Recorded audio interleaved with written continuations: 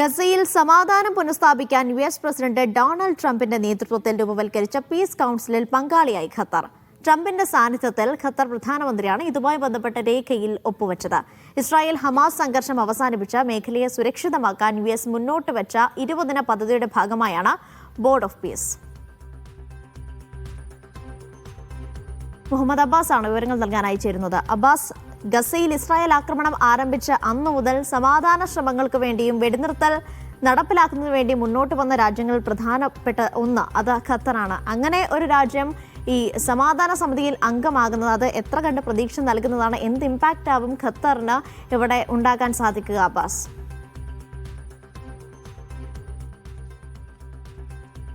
തീർച്ചയായിട്ടും ഇത് വളരെ സുപ്രധാനമായിട്ടുള്ള ഒരു ചുവടുവെപ്പാണ് ഖത്തറിൻ്റെ ഭാഗത്ത് നിന്നുണ്ടായിട്ടുള്ളത്. ഗസയിൽ ശാശ്വതമായി സമാധാനം പുനഃസ്ഥാപിക്കുന്നതിൻ്റെ ഭാഗമായിട്ട് യുഎസ് പ്രസിഡന്റ് ഡൊണാൾഡ് ട്രംപ് മുന്നോട്ട് വെച്ച 20 ദിന പദ്ധതിയുടെ ഭാഗമായിട്ടാണ് ഈ ബോർഡ് ഓഫ് പീസിൽ ഖത്തർ കൂടി അംഗമാകുന്നത്. ഏതാനും മണിക്കൂറുകൾക്ക് മുമ്പാണ് ഇതിൽ ഒപ്പുവെച്ചതായിട്ടുള്ള വിദേശകാര്യ മന്ത്രാലയത്തിൻ്റെ വാർത്താക്കുറിപ്പ് വന്നത്.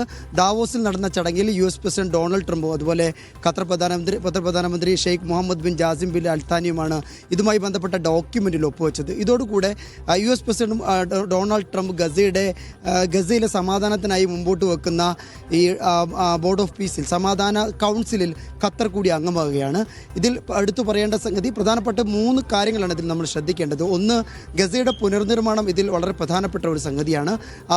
അതിനുവേണ്ടി കൂടിയാണ് ഈ ബോർഡ് ഓഫ് പീസ് ഉണ്ടാക്കുന്നത്. അതുപോലെ തന്നെ ഗസയിലേക്കുള്ള മാനുഷിക സഹായങ്ങളുടെ ഒരു ലഭ്യത ഉറപ്പാക്കുക എന്നുള്ളത്.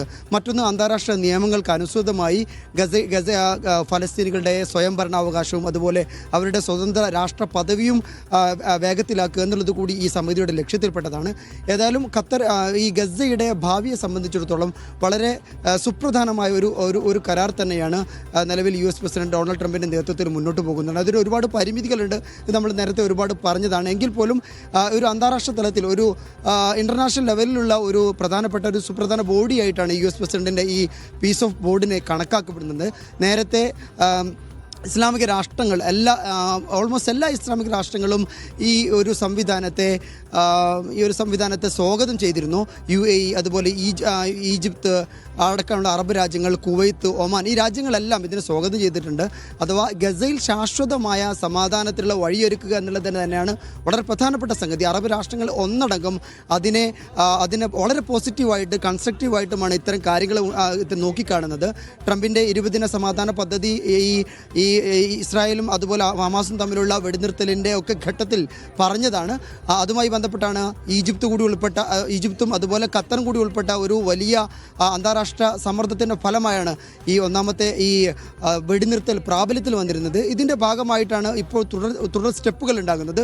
യുഎസ് പ്രസിഡന്റിൻ്റെ നേതൃത്വത്തിലാണ് ഷർമു ഷെയ്ഖിൽ ഉച്ചകോടിയിൽ ഇതുമായി ബന്ധപ്പെട്ട സമാധാന ശ്രമങ്ങൾ നടന്നുകൊണ്ടിരുന്നത്. ഇപ്പോൾ നിലവിലും അദ്ദേഹത്തിൻ്റെ നേതൃത്വത്തിൽ തന്നെയാണ് അറബ് രാഷ്ട്രങ്ങളിൽ ഈ ഒരു സമാധാന പദ്ധതിയുടെ ഭാഗമാകുന്നത്. ഏതായാലും ഗസയുടെ ഭാവി എന്തെന്ന് നിശ്ചയിക്കുന്നതിൽ, അതുപോലെ ഗസയിലെ ട്രാൻസിഷണൽ ഗവൺമെൻറ്റിനെ നിശ്ചയിക്കുന്നതിൽ, അതുപോലെ ഗസയുടെ ആളുകളുടെ ഭാവി നിശ്ചയിക്കുന്നതിൽ ഈ ഒരു ബോർഡ് ഓഫ് പീസിന് വളരെ വളരെ പ്രധാനപ്പെട്ട പങ്കുണ്ട് എന്നാണ് നമ്മൾ മനസ്സിലാക്കുന്നത്. ഗസയിലൊരു ടെക്നോക്രാറ്റ് ഭരണകൂടം വരുന്നു നമ്മൾ കേൾക്കുന്നുണ്ട്. അതുമായി ബന്ധപ്പെട്ട കാര്യങ്ങൾ മുന്നോട്ട് പോയിക്കൊണ്ടിരിക്കുകയാണ്. ഖത്തറടക്കമുള്ള രാജ്യങ്ങളിൽ നിന്നുള്ള ആളുകൾ പ്രതിനിധികൾ അതിലുണ്ട്. ഏതായാലും ഒരു ട്രാൻസിഷൻ്റെ സമയത്താണ് നിലവിൽ ഗസ ഉള്ളത്. അതേസമയം ഇസ്രായേലിൻ്റെ ആക്രമണം നടന്നുകൊണ്ടിരിക്കുന്നുണ്ട് എന്നും നമുക്കറിയാം. ഏതായാലും ഗസയിലെ മനുഷ്യരുടെ ഫലസ്തീനികളുടെ ഭാവിയെ സംബന്ധിച്ചിടത്തോളം വളരെ സുപ്രധാനമായ ഒരു ചുവടുവെപ്പാണ് ഈ യുഎസിൻ്റെ നേതൃത്വത്തിൽ നടന്നുകൊണ്ടിരിക്കുന്നത്. അതിലാണ് നിലവിൽ ഖത്തർ അതുമായി ബന്ധപ്പെട്ട രേഖയിലാണ് ഖത്തറിൽ സൈൻ ചെയ്തിരിക്കുന്നത്. ഏതായാലും ഖത്തർ മാത്രമല്ല, അറബ് രാഷ്ട്രങ്ങൾ, ഒമാൻ അടക്കമുള്ള, കുവൈത്ത് അടക്കമുള്ള, ഈജിപ്ത് അടക്കമുള്ള, UAE അടക്കമുള്ള രാഷ്ട്രങ്ങൾ ഇതിനെ സ്വാഗതം ചെയ്തിട്ടുണ്ട്. അതുമായി ബന്ധപ്പെട്ട കാര്യങ്ങൾ ഇനി വരും ദിവസങ്ങളിൽ കൂടുതൽ വേഗത്തിലാകുമെന്ന് തന്നെയാണ് പ്രതീക്ഷ. അനീഷ. അബ്ബാസ്, അതിനോടൊപ്പം തന്നെ ചേർത്ത് വായിക്കേണ്ട ചില കാര്യങ്ങളുണ്ട്. 2ാം ഘട്ട വെടിനിർത്തൽ പദ്ധതി യാഥാർത്ഥ്യമായിട്ട് കൂടി ഗസയിൽ ഒരു വശത്തെ ഇസ്രായേലിന്റെ ആക്രമണം തുടരുന്ന ഒരു സാഹചര്യം കൂടിയുണ്ട്. അത് നമുക്ക് കണ്ടില്ലെന്ന് നടിക്കാനും സാധിക്കില്ല. റഫ അതിർത്തി തുറക്കുന്ന കാര്യത്തിലും ഒരു അന്തിമമായൊരു തീരുമാനത്തിലേക്ക് എത്താനും സാധിച്ചിട്ടില്ല എന്നുള്ളതാണ്. ഇത്തരത്തിൽ സഹായ വസ്തുക്കൾ ഉൾപ്പെടെ ഗസയിൽ എത്തിക്കുന്ന കാര്യത്തിൽ എന്ത് ഇടപെടലാണ് ഈ സമാധാന സമിതിയുടെ ഭാഗത്തു നിന്ന് ഉണ്ടാകുക? ആദ്യഘട്ടത്തിൽ അത്തരത്തിലൊരു നീക്കം പ്രതീക്ഷിക്കാമല്ലോ.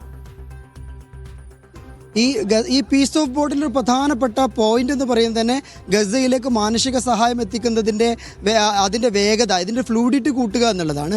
ഏതായാലും നമുക്കറിയാവുന്ന പോലെ തന്നെ റഫ അതിർത്തി ഇതുവരെ തുറന്നിട്ടില്ല.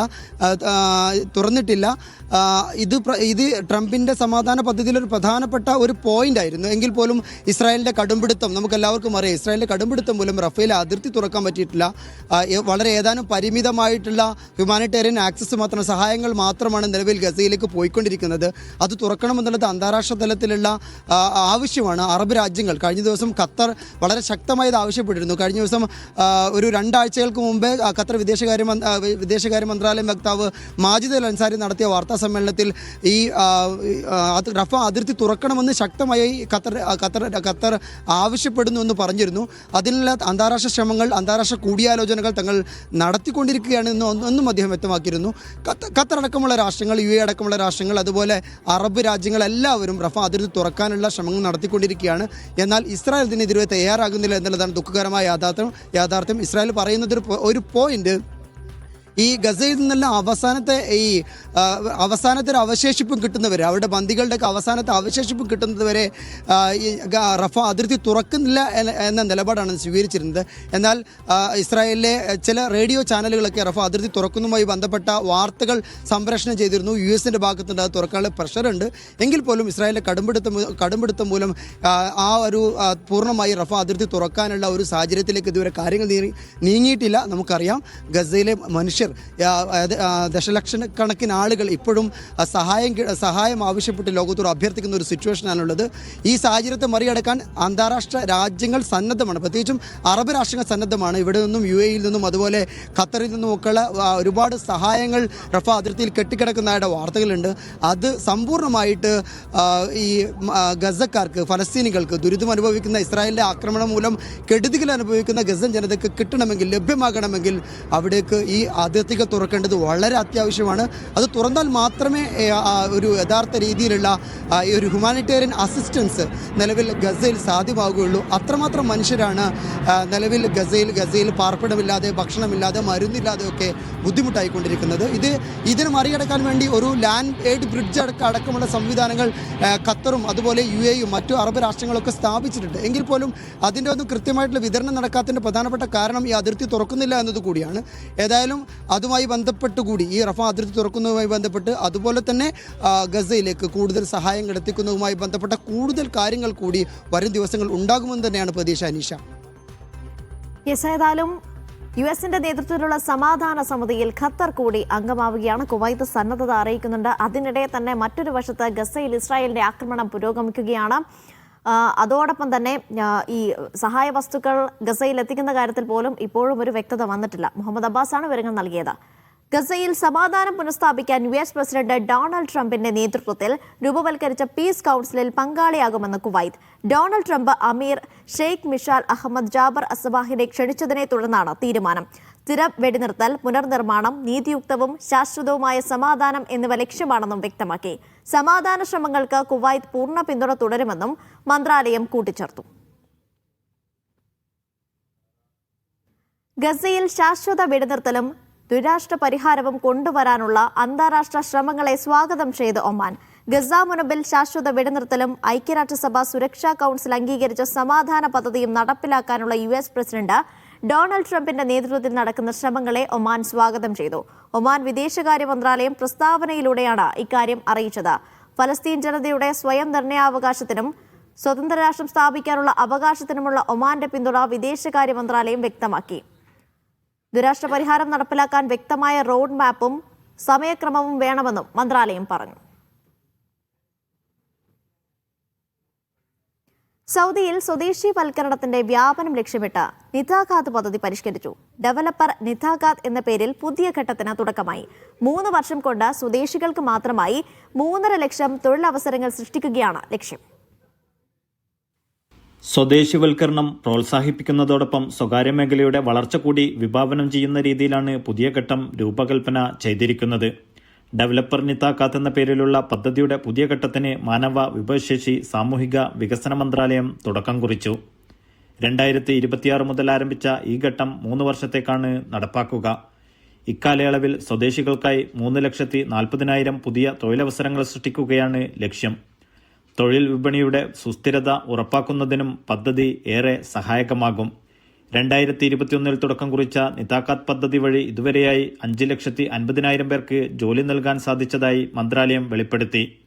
തൊഴിൽ വിപണിയിലെ സാഹചര്യങ്ങളും ഓരോ മേഖലയുടെയും പ്രത്യേകതകളും കണക്കിലെടുത്ത് യാഥാർത്ഥ്യബോധത്തോടെയുള്ള സ്വദേശിവൽക്കരണ നിരക്കുകളാണ് നിശ്ചയിച്ചിട്ടുള്ളതെന്ന് തൊഴിൽകാര്യ ഡെപ്യൂട്ടി മന്ത്രി അബ്ദുള്ള അബു തനൈൻ പറഞ്ഞു. Noushad Rikkur, media 1, Dammam. ദുബായിൽ നിന്ന് കൊച്ചിയിലേക്കുള്ള സർവീസ് അവസാനിപ്പിക്കാൻ എയർ ഇന്ത്യ. മാർച്ച് 28-നായിരിക്കും ദുബായ് കൊച്ചി സെക്ടറിൽ എയർ ഇന്ത്യയുടെ അവസാന സർവീസ്. അതേസമയം ഈ സർവീസുകൾ ടാറ്റയുടെ തന്നെ ബജറ്റ് എയർലൈനായ എയർ ഇന്ത്യ എക്സ്പ്രസ് ഏറ്റെടുക്കും. കൊച്ചിക്ക് പുറമെ ദുബായ് ഹൈദരാബാദ് സർവീസും എയർ ഇന്ത്യ നിർത്തലാക്കുന്നുണ്ട്. പ്രീമിയം സർവീസുകൾ ഒഴിവാക്കി പകരം കുറഞ്ഞ ചെലവിലുള്ള വിമാനങ്ങൾ സർവീസ് നടത്തുന്നതിലൂടെ കൂടുതൽ ലാഭമുണ്ടാക്കാനാണ് കമ്പനിയുടെ നീക്കം. എന്നാൽ ഇത് യാത്രക്കാർക്ക് ലഭിച്ചിരുന്ന പല സൗകര്യങ്ങളെയും ബാധിക്കുമെന്നും മറ്റ് പ്രീമിയം എയർലൈനുകളുടെ ടിക്കറ്റ് നിരക്ക് വർദ്ധിക്കാൻ ഇടയാക്കുമെന്നും ട്രാവൽ മേഖലയിലുള്ളവർ ആശങ്ക പങ്കുവയ്ക്കുന്നു. ആഗോള എയർ കാർഗോ വിപണിയുടെ ഭാഗമായി സൗദിയിലെ റിയാദ് എയർലൈൻസ് റിയാദ് കാർഗോ എന്ന ബ്രാൻഡിന്റെ ഔദ്യോഗിക ലോഞ്ചിംഗ് പൂർത്തിയാക്കി. റിയാദ് ലണ്ടൻ റൂട്ടിൽ റിയാദ് കാർഗോ നിലവിൽ പ്രവർത്തനം ആരംഭിച്ചിട്ടുണ്ട്. ആഗോള എയർ കാർഗോ വിപണിയിലേക്ക് സൗദിയുടെ പുതിയ ദേശീയ വിമാന കമ്പനിയായ റിയാദ് എയർലൈൻസും കടന്നിരിക്കുകയാണ്. റിയാദ് കാർഗോ എന്ന പേരിലാണ് സേവനം. ബ്രാൻഡിന്റെ ഔദ്യോഗിക ലോഞ്ചിംഗ് പൂർത്തിയായി. അണ്ടർ എയർക്രാഫ്റ്റ് കാർഗോ വെയർഹൌസുകൾ വഴി കാർഗോ പ്രവർത്തനങ്ങൾ സജീവമാക്കുന്നതിന്റെ സൂചനയാണ് നീക്കം. റിയാദ് ലണ്ടൻ റൂട്ടിൽ റിയാദ് കാർഗോ നിലവിൽ പ്രവർത്തനം ആരംഭിച്ചിട്ടുണ്ട്. തുണിത്തരങ്ങൾ, പൂക്കൾ, മത്സ്യം, ചായ, കാപ്പി എന്നിവയുൾപ്പെടെ വിവിധ ഉൽപ്പന്നങ്ങൾ കയറ്റി അയച്ചു. റിയാദ് എയർലൈൻസ് 182 വിമാനങ്ങൾ നിലവിൽ യാത്രക്കാർക്കായി ഓർഡർ ചെയ്തിട്ടുണ്ട്. 100-ലധികം ലക്ഷ്യസ്ഥാനങ്ങളിലേക്ക് സർവീസ് നടത്താനാണ് പദ്ധതി. Vishal Cherpulassery, media 1, Riyadh.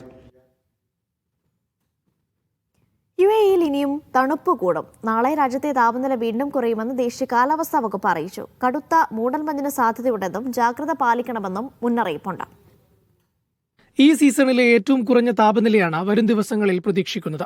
കഴിഞ്ഞ ദിവസം ജബൽ ജേസ് ഉൾപ്പെടെയുള്ള ഉയർന്ന പ്രദേശങ്ങളിൽ താപനില 0 ഡിഗ്രിക്കും താഴേക്കെത്തിയിരുന്നു. നാളെയും രാജ്യത്തിന്റെ വിവിധ ഭാഗങ്ങളിൽ കടുത്ത തണുപ്പ് രേഖപ്പെടുത്തുമെന്നാണ് മുന്നറിയിപ്പ്. തണുപ്പിനൊപ്പം തന്നെ വടക്കു പടിഞ്ഞാറൻ കാറ്റ് ശക്തമാകുന്നത് പൊടിപടലങ്ങൾ ഉയരാനും കാഴ്ചാപരിധി കുറയ്ക്കാനും കാരണമാകും. പുലർച്ചെ സമയങ്ങളിൽ കനത്ത മൂടൽമഞ്ഞിനും സാധ്യതയുണ്ട്. മലയോര പ്രദേശങ്ങളിലാണ് കടുത്ത തണുപ്പ് അനുഭവപ്പെടുക. ദുബായ്, അബുദാബി, ഷാർജ തുടങ്ങിയ എമിറേറ്റുകളിൽ മൂടൽമഞ്ഞ് കാരണം കാഴ്ചാപരിധി കുറയാനിടയുള്ളതിനാൽ ജാഗ്രത പാലിക്കണമെന്ന് അധികൃതരുടെ മുന്നറിയിപ്പുണ്ട്. തീരപ്രദേശങ്ങളിൽ കാറ്റ് ശക്തമാകാനും സാധ്യതയുണ്ട്. ജനുവരി അവസാനം വരെ UAE-യിൽ അതിശൈത്യം തുടരും. സാധാരണയായി ഫെബ്രുവരി പകുതിയോടെയോ അവസാനത്തോടെയോ മാത്രമേ തണുപ്പിന്റെ കാഠിന്യം കുറഞ്ഞു തുടങ്ങുകയുള്ളൂ. മാർച്ച് അവസാനത്തോടെ വസന്തകാലം എത്തുകയും താപനിലയിൽ കാര്യമായ മാറ്റമുണ്ടാവുകയും ചെയ്യും. Media 1, Dubai. ഖത്തറിൽ ഈ വാരാന്ത്യത്തിൽ ശക്തമായ കാറ്റും നേരിയ മഴയും ഉണ്ടാകുമെന്ന് മുന്നറിയിപ്പ്. ഉയർന്ന തിരമാലയ്ക്കും സാധ്യതയുണ്ട്.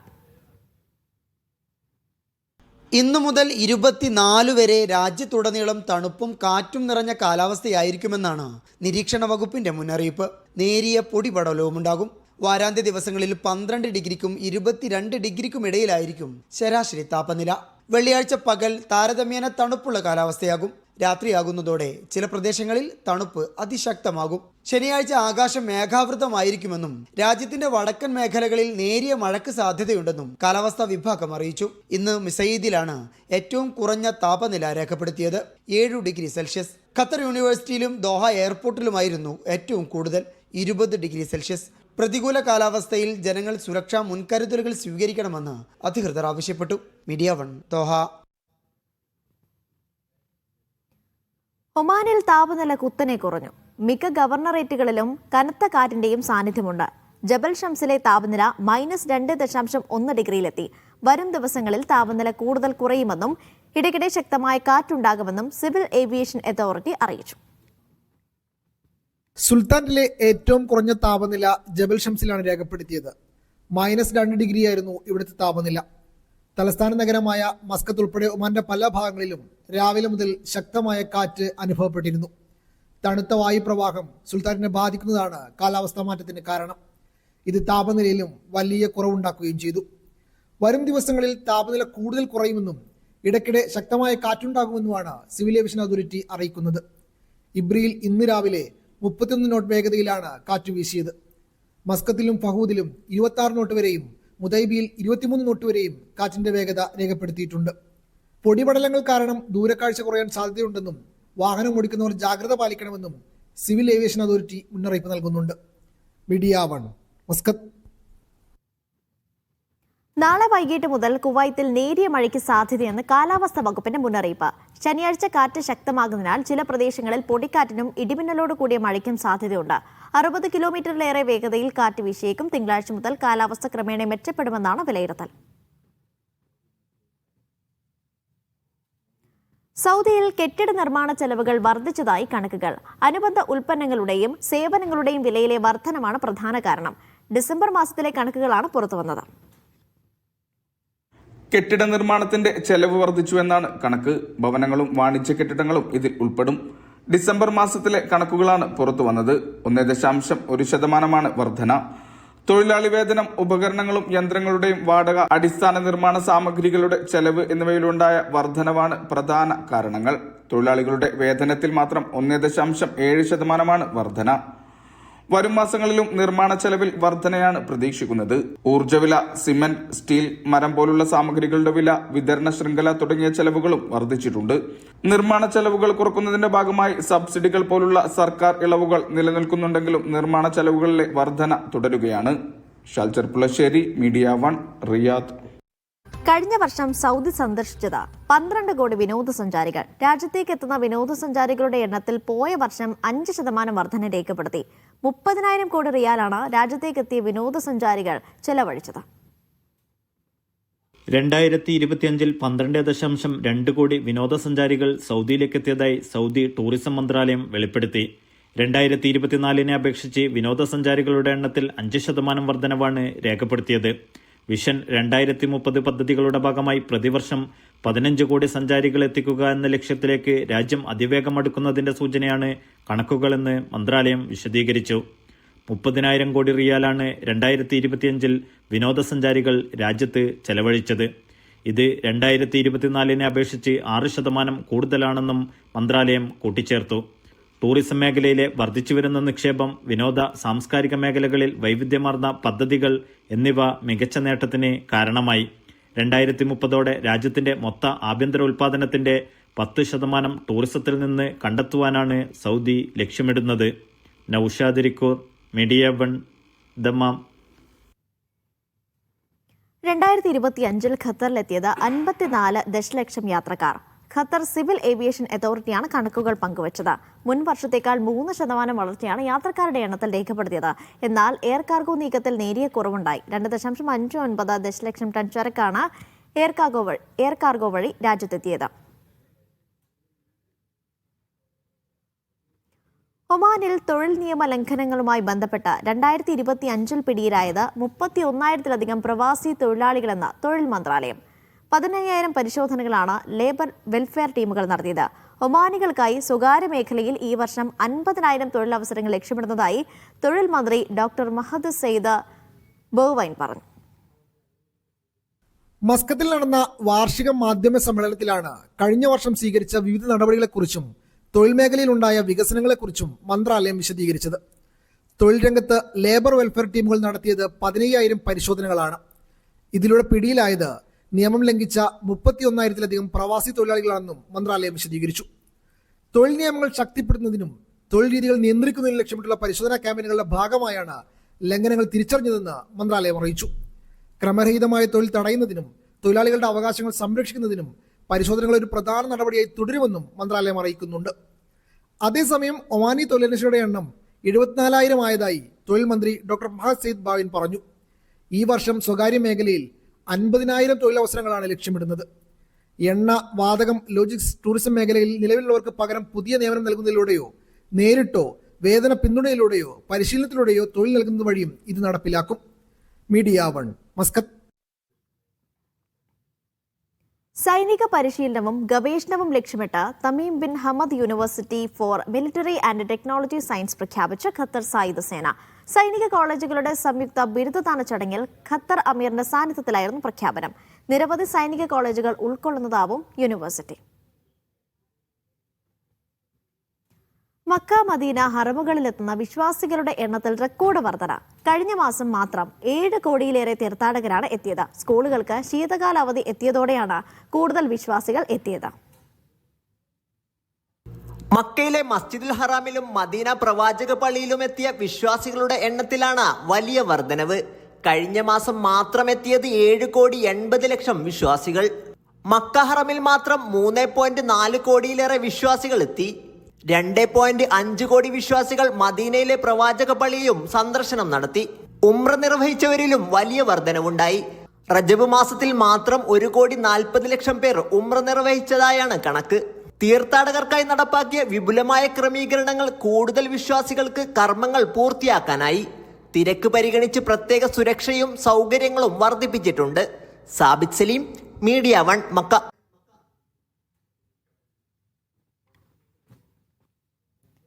കടബാധ്യതയുള്ള പൗരന്മാർക്ക് സഹായവുമായി കുവൈത്ത്. സാമൂഹിക കാര്യ മന്ത്രാലയം ആരംഭിച്ച 3ാമത്തെ ദേശീയ ക്യാമ്പയിൻ വൻ വിജയമാണെന്നും സംഭാവന 15 മില്യൺ കോടിയിലധികമായി ഉയർന്നുവെന്നും under secretary doctor Khalid Al Ajmi അറിയിച്ചു. മുൻ ക്യാമ്പയിനുകളെ അപേക്ഷിച്ച് ഏറ്റവും ഉയർന്ന സംഭാവനയാണിത്. ക്യാമ്പയിന്റെ 4 ഘട്ടങ്ങളിലൂടെ 2635 പൗരന്മാരെ കടത്തിൽ നിന്ന് മോചിപ്പിക്കാനായി. നീതിന്യായ മന്ത്രാലയത്തിലെ 4000-ലധികം എൻഫോഴ്സ്മെന്റ് കേസുകളും അവസാനിപ്പിച്ചു. അർഹത ഉറപ്പാക്കാൻ ശരീഅത്തും സാങ്കേതിക സമിതിയും 9 മാസത്തിലേറെ പരിശോധന നടത്തി. ഫെബ്രുവരി 6-ന് ആരംഭിക്കുന്ന ടൂർ ഓഫ് ഒമാൻ 15ാം പതിപ്പിൽ 18 അന്താരാഷ്ട്ര ടീമുകൾ പങ്കെടുക്കും. മസ്കത്ത് ക്ലാസിക് മത്സരത്തോടെയാണ് സൈക്ലിംഗ് മത്സരം ആരംഭിക്കുക. 5 ഘട്ടങ്ങളായുള്ള മത്സരത്തിൽ രാജ്യാന്തര താരങ്ങളും പങ്കെടുക്കും. അൽമൗജിൽ നിന്ന് അൽ ബുസ്താൻ വരെയുള്ള 179 കിലോമീറ്റർ ദൂരമാണ് ആദ്യ റേസ്. രാജ്യത്തുടനീളം വലിയ സ്വീകരണമാണ് ടൂർ ഓഫ് ഒമാന് ലഭിക്കാറുള്ളത്. മേഖലയിലെ തന്നെ സൈക്ലിംഗ് മത്സരങ്ങളുടെ സീസൺ തുടക്കം കൂടിയാണത്. ഒമാൻ പെർഫ്യൂം ഷോയുടെ 6ാം പതിപ്പിന് ഒമാൻ കൺവെൻഷൻ ആൻഡ് എക്സിബിഷൻ സെന്ററിൽ തുടക്കമായി. ജനുവരി 28 വരെ നീളുന്ന പ്രദർശനത്തിൽ ഒമാനിൽ നിന്നും മറ്റ് അന്താരാഷ്ട്ര വിപണികളിൽ നിന്നുമായി 200-ലധികം സംരംഭകരാണ് പങ്കെടുക്കുന്നത്. പരമ്പരാഗതവും ആധുനികവുമായ വ്യത്യസ്ത സുഗന്ധങ്ങൾ അനുഭവിക്കാനും പ്രത്യേക ഓഫറുകളിലൂടെ ഇവ സ്വന്തമാക്കാനുമുള്ള അവസരമാണ് സന്ദർശകർക്കായി ഒരുക്കിയിട്ടുള്ളത്. മേഖലയിലെ പ്രമുഖ പെർഫ്യൂം നിർമ്മാതാക്കളോടൊപ്പം പ്രമുഖ അന്താരാഷ്ട്ര ബ്രാൻഡുകളും വ്യവസായ വിദഗ്ധരും പ്രദർശനത്തിൽ പങ്കെടുക്കുന്നുണ്ട്. 43 വർഷത്തെ പ്രവാസ ജീവിതം അവസാനിപ്പിച്ച് നാട്ടിലേക്ക് മടങ്ങുകയാണ് ചെമ്മുക്കൻ യഹ്മോൻ. ദുബായ് കൊട്ടാരത്തിലെ ജോലി അവസാനിപ്പിച്ചാണ് സ്വദേശമായ കോട്ടക്കലിലേക്ക് മടങ്ങുന്നത്. അറബിനാട് സമ്മാനിച്ച സ്നേഹവും ഓർമ്മകളുമെല്ലാം നെഞ്ചോട് ചേർത്താണ് യഹ്മോന്റെ മടക്കം.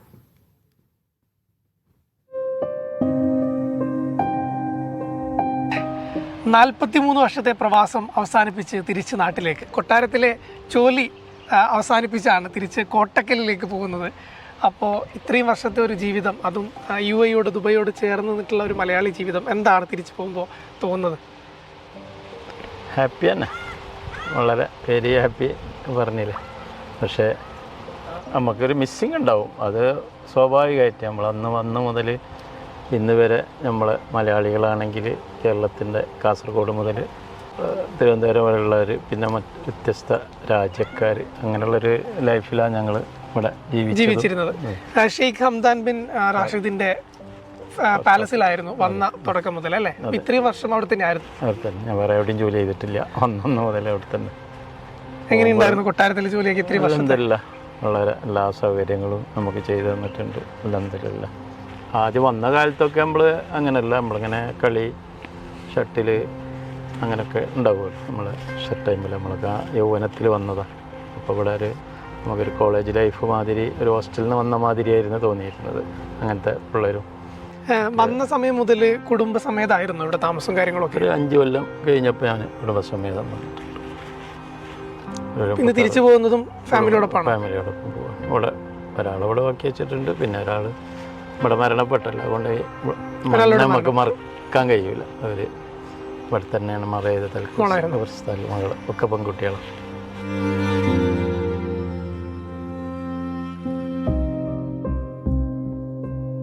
ഇവിടുത്തെ പ്രവാസ ജീവിതത്തിൽ ഓർക്കാൻ ആഗ്രഹിക്കാത്തൊരു നിമിഷം ചോദിച്ചു കഴിഞ്ഞാൽ ഏതായിരിക്കും? പിന്നെ നമ്മളെ സ്വന്തം പറയുമ്പോൾ നമ്മളെ മകൾ പോയത് അങ്ങനത്തെ ഒക്കെ ഉണ്ട്. എങ്കിലും സാധാരണക്കാർ ഒന്നുമില്ലാതെ കഷ്ടപ്പെടുന്നവരുടെ വിഷമങ്ങൾ, കണ്ണീര് കാണുന്ന ഒരുപാട് രംഗങ്ങൾ ഉണ്ടായിട്ടുണ്ട്. ഒന്നും രണ്ടൊന്നുമല്ല. അതൊക്കെ കാണുമ്പോഴാണ് നമ്മൾ ഇതിക്കൊക്കെ വരുന്നതും ഇതിനുവേണ്ടി പ്രവർത്തിക്കാനൊക്കെ തോന്നുന്നതും. അങ്ങനെ നമുക്ക് ഒരാൾക്കൊന്നും ചെയ്യാൻ കഴിയില്ല. പക്ഷെ ഞങ്ങളെ കൂട്ടായ്മകൾ കൊണ്ട് ഞങ്ങൾക്ക് പലതും ചെയ്യാൻ കഴിഞ്ഞിട്ടുണ്ട്. തിരിച്ച് നാട്ടിലും കൊണ്ടുപോകാൻ ആഗ്രഹിക്കുന്ന ഒരു മനോഹരമായ ഒരു ഓർമ്മ ചോദിച്ചാൽ അത് ഇവിടുത്തെ നമ്മളെ ഫ്രണ്ട്സും നമ്മളെ ഈ ഇവിടുത്തെ കൾച്ചറൊക്കെയാണ്. ഞങ്ങളെ ജീവിത ശൈലികളൊക്കെ വലിയ രസമായിരുന്നു ആ ലൈഫ്. ഈ നാട്ടിൽ നിൽക്കുമ്പോൾ ഇത്രയും കാലം പാലസിലായിരുന്നു ജോലി ചെയ്തത്. അപ്പം ഈ നാടിൻ്റെ ഭരണാധികാരികളോട് ചേർന്ന് നിന്നിട്ടുള്ള ജോലിയായിരുന്നു. അപ്പോൾ അങ്ങനെ നോക്കുമ്പോൾ ഇവർക്ക് ഈ പറയുന്ന ഇവിടുത്തെ ഭരണാധികാരികൾക്ക് നമ്മളോടൊക്കെയുള്ളൊരു സമീപനവും കാര്യങ്ങളൊക്കെ എങ്ങനെയാണ്? അവരെ പോലുള്ള ഒരാളായിട്ടാണ് നമ്മളെ ജോലിക്കാരെ അവർ കാണുന്നത്. നമ്മളെ നാട്ടിലൊന്നും ഇല്ലാത്തൊരു പ്രത്യേക സംസ്കാരമാണത്. നമ്മളും ഒരു ഒന്നാണ്. സ്വന്തം നാട്ടുകാരെ പോലെ നമ്മളെ സ്നേഹിക്കുന്ന ഭരണകർത്താക്കളാണ് ഇവിടെ ഉള്ളത്. അപ്പോൾ എന്തായാലും നാട്ടിലും വിശ്രമ ജീവിതം സന്തോഷമായിട്ട് എൻജോയ് ചെയ്യാൻ പറ്റട്ടെ. അപ്പോൾ കാര്യങ്ങളൊക്കെ അടിപൊളിയാവട്ടെ. ക്യാമറമാൻ യാസിർ അറഫാത്തിനൊപ്പം അക്ഷയ് പേരാവൂർ, മീഡിയ. ബഹ്റൈന്റെ അധ്യക്ഷതയിൽ 16ാമത് ഏഷ്യൻ പാർലമെന്ററി അസംബ്ലി പ്ലീനറി സമ്മേളനം ഈ മാസം 24 മുതൽ 28 വരെ മനാമയിൽ നടക്കും. ഏഷ്യൻ രാജ്യങ്ങൾക്കിടയിലുള്ള പാർലമെന്ററി സഹകരണം ശക്തമാക്കുന്നതിനും നയതന്ത്ര ബന്ധങ്ങൾ മെച്ചപ്പെടുന്നതിനുമാണ് സമ്മേളനം. കഴിഞ്ഞ വർഷം അസർബൈജാനിൽ നടന്ന 15ാമത് സമ്മേളനത്തിലാണ് ഏഷ്യൻ പാർലമെന്ററി അസംബ്ലിയുടെ അധ്യക്ഷ സ്ഥാനത്തേക്ക് ബഹ്റൈനെ തെരഞ്ഞെടുത്തത്. ഇനി ചില ഗൾഫ് വാർത്തകൾ ചുരുക്കത്തിൽ. പുതിയ കാറിന് 4 ദിവസത്തിനകം തകരാർ കണ്ടെത്തിയ സംഭവത്തിൽ ഉപഭോക്താവിന് 14,900 റിയാൽ വാങ്ങി നൽകി ഒമാനിലെ ഉപഭോക്തൃ സംരക്ഷണ അതോറിറ്റി. വിൽപ്പന കരാർ റദ്ദാക്കുകയും ചെയ്തു. ഒമാനിലെ മുസന്തം ഗവർണറേറ്റിലുള്ള വാദി സാറൂജ് ഡാം വിനോദസഞ്ചാര കേന്ദ്രമായി പ്രഖ്യാപിച്ചു. ഡാമിന് അഭിമുഖമായി കഫേ, ഔട്ട്ഡോർ ഇരിപ്പിടങ്ങൾ, റെസ്റ്റോറന്റ് എന്നിവ പദ്ധതിയിൽ ഉൾപ്പെടും. മക്ക ഹിറ സാംസ്കാരിക കേന്ദ്രത്തിൽ അപൂർവ കൂഫി ഖുറാൻ കയ്യെഴുത്ത് പ്രതി പ്രദർശിപ്പിക്കും. ഖുറാന്റെ ആദ്യകാല ലിഖിത രൂപങ്ങളിലൊന്നാണ് നിലവിൽ കിങ് ഫഹദ് ഇന്റർനാഷണൽ ലൈബ്രറിയിൽ സൂക്ഷിച്ചിരിക്കുകയാണ്. സൗദിയിൽ മയക്കുമരുന്ന് കേസിൽ പ്രതികളായ സ്വദേശി പൗരന്റെയും സിറിയൻ പൗരന്റെയും വധശിക്ഷ നടപ്പാക്കി. ആംഫെറ്റാമൈൻ ഗുളികകൾ കടത്തിയ കേസിൽ ശിക്ഷാവിധി നടപ്പാക്കുകയായിരുന്നു. പ്രവാസി ഭാരതീയ സമ്മാൻ പുരസ്കാരത്തിനുള്ള നാമനിർദ്ദേശങ്ങൾ ക്ഷണിച്ചു. അടുത്ത വർഷത്തേക്കുള്ള നാമനിർദ്ദേശങ്ങൾ സമർപ്പിക്കാൻ ആവശ്യമായ നിർദ്ദേശങ്ങളാണ് ജിദ്ദ ഇന്ത്യൻ കോൺസുലേറ്റ് പുറത്തിറക്കിയത്. വ്യക്തികൾക്കും സംഘടനകൾക്കും അപേക്ഷിക്കാം. പ്രവാസി ഇന്ത്യക്കാരോ ഇന്ത്യൻ വംശജരോ അവർ നടത്തുന്ന സ്ഥാപനങ്ങൾ എന്നിവർക്കാണ് പുരസ്കാരം നേടാനാവുക. വിവിധ മേഖലകളിൽ നൽകിയ മികച്ച സംഭാവനകൾ പരിഗണിച്ചാണ് പുരസ്കാരം.